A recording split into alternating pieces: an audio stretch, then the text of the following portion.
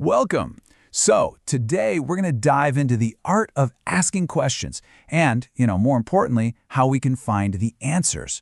We're talking about research, which is this incredible tool that helps us tackle everything from life's biggest mysteries to the simple decisions we make every day. So, let's jump right in. Here's what we've got on the docket. We're going to start with a classic debate, you know the one. Then we'll break down the language you need for a really solid argument. After that, we'll zoom out and map the whole world of research, walk through the actual step-by-step process, and then, this is the best part, we'll see how you're using these exact skills in your own life, probably without even realizing it. All right, to kick things off, I want you to picture this.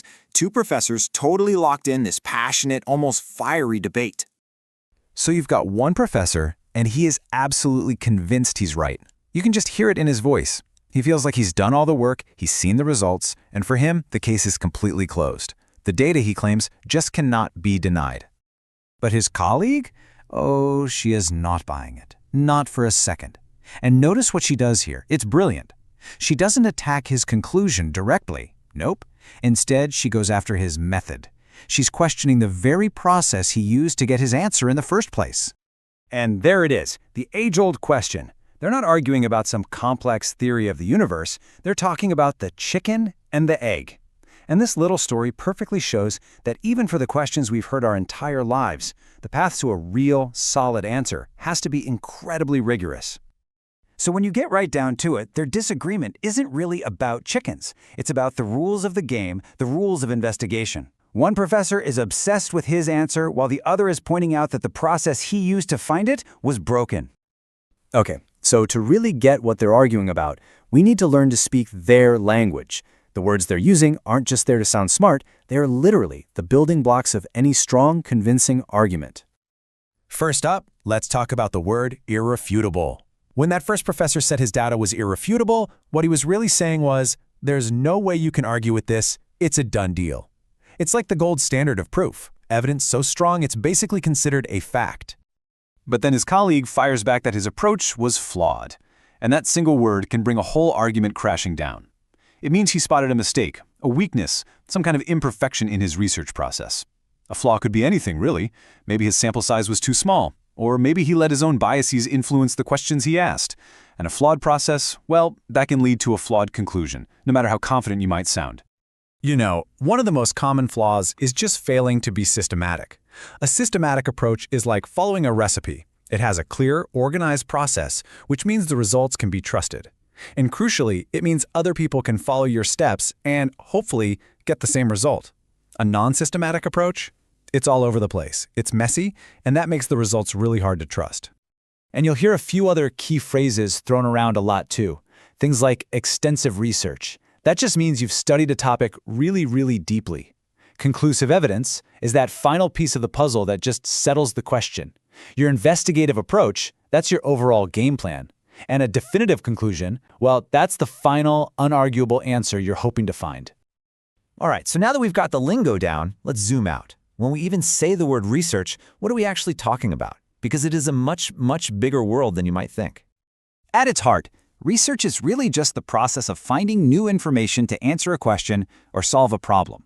It's our official, structured way of learning about the world around us, from the tiniest little particles to the biggest, most complex societies. And it happens absolutely everywhere. Sure, scientists do it in labs, but historians are doing it in ancient archives. Businesses use market research to figure out what you want to buy. Educators use it to find better ways to teach our kids. It is a fundamental tool for making progress in just about every field you can imagine. So how is all this great research actually done? Well, it's not usually about having some sudden flash of genius. More often than not, it's about following a structured, methodical path to discovery. And this is that path. It usually starts pretty broad. You choose a general topic. Then you start gathering some background info. From there, you narrow your focus way down to one specific focused question. Then comes the active part, right? You conduct experiments or surveys to collect your own data. After that, you have to analyze all that data, draw a conclusion based on what you found, and finally, and this is so important, you share your results so that other people can learn from your work. But here's the thing. Just because you have a map doesn't mean the journey is going to be easy. Every single researcher, I don't care what field they're in, runs into challenges along the way. A huge one is just finding information that you can actually trust, sources that are reliable and aren't biased. And then there's the practical stuff. Research costs a lot of time and a lot of money. We're talking years and sometimes millions of dollars. And on top of all that, researchers have to follow really strict ethical rules to make sure their work is done responsibly. Okay, so we've talked a lot about professors and scientists and some big ideas. But this last part, this section is all about you. Because whether you realize it or not, you are a researcher too. Seriously, just think about it for a second. When you read a dozen reviews online before you buy a new phone, that's you conducting market research. When you're comparing two different job offers, looking at salary, benefits, commute time, you're analyzing data to make the best choice. We use these skills all the time to make better, more informed decisions in our own lives. So the big takeaway here is that research isn't some abstract skill reserved for academics in ivory towers. The ability to ask good questions, find information you can trust, and draw a logical conclusion, that is a fundamental survival tool for every single one of us in the modern world. And that really brings us to the end. This process of inquiry, of asking and finding answers, is literally what drives all of human progress. So I'll just leave you with this thought. What are you curious about? What question about your world do you want to answer next?